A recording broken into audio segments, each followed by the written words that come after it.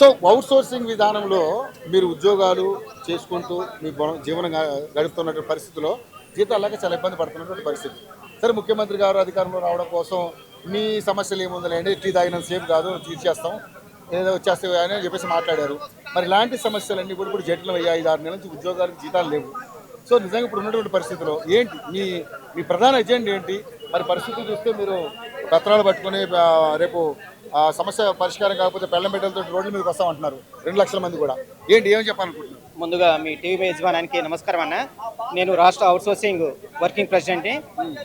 ఈ రాష్ట్రంలో అసలు ఈ పాలన ఉందా లేదా అనేది, సీఎం ఉన్నాడా లేకుంటే డిప్యూటీ సీఎం ఉన్నాడా అనేది కూడా తెలియట్లేదు. అసలు ఈ పాలన నడుస్తుందా లేదా అనేది కూడా తెలియట్లేదు. ఏడన్నా ఇక్కడ చూసినాం కదా, ప్రజాపాలన 2 అవర్స్ నిల్చున్నాం మేము డిప్యూటీ సీఎం కోసము. కానీ కలవడానికి మేము 2 గంటలు చేసి తరఫున 2 గంటలు నిల్చున్నాము. అసలు ఈ పాలన నడుస్తుందా లేదా? ఇప్పుడే మనం చూసినాం, ఒక ఆమె పెట్రోల్ పోసుకున్నది. ఇది ప్రజాపాలననా? ఇది నడుస్తుందా? పాలన నడుస్తుందా? ఇప్పటికే 5-6 నెలలు మాకు జీతాలు లేక 5-6 నెలల నుండి తపస్సు ఉంటున్నాము.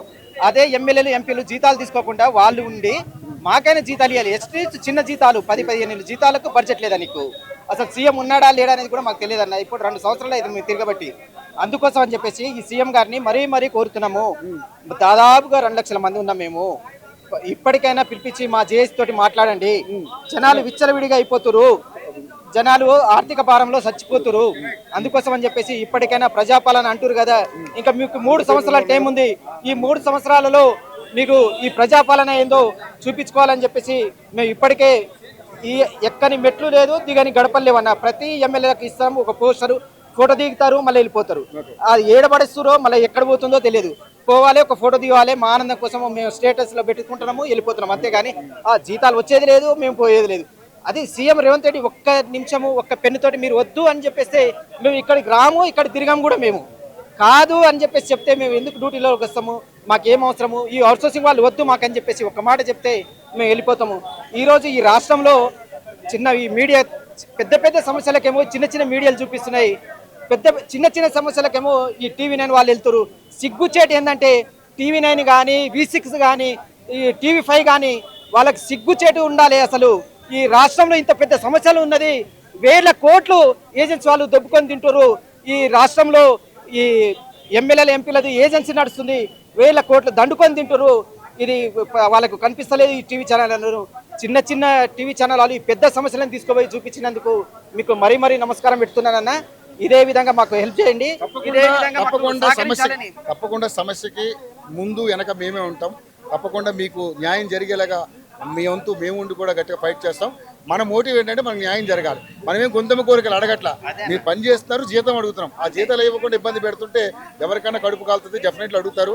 సో మీ వెనకాల మేము ఉన్నాం కాబట్టి మీకు మరి ఇప్పుడు ఉన్నటువంటి మరి ప్రభుత్వం నుంచి సానుకూల స్పందన రాకపోతే ఏంటి నెక్స్ట్ మోటివ్ ఏంటి? నెక్స్ట్ ఈ పండుగ తర్వాత మా జేఏసీ మేము కూర్చొని మళ్ళీ ఏం చేయాలనే ప్రోగ్రాము మేము అందరం కూర్చొని మాట్లాడుకొని డిసైడ్ చేసి మళ్ళీ ఫ్రెష్గా ఒకసారి మేము దీని తర్వాత మా భవిష్య కార్యాచరణ ప్రకటిస్తామన్నా.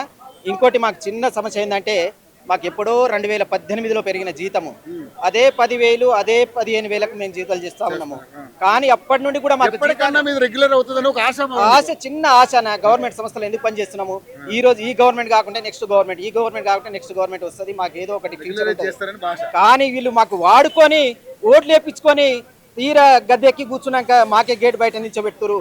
ఇంకోసారి మీరు వచ్చినప్పుడు తగిన బుద్ధి కంపల్సరీ చెప్తామని చెప్పేసి బట్టికి చెప్తా ఉన్నాము. డిప్యూటీ సీఎం గారు గుర్తుపెట్టుకోండి, మీకు తగిన బుద్ధి చెప్తామని చెప్పేసి మా అవుట్సోర్సింగ్ వారి తరఫున చెప్తా ఉన్నాము. Thank you so much.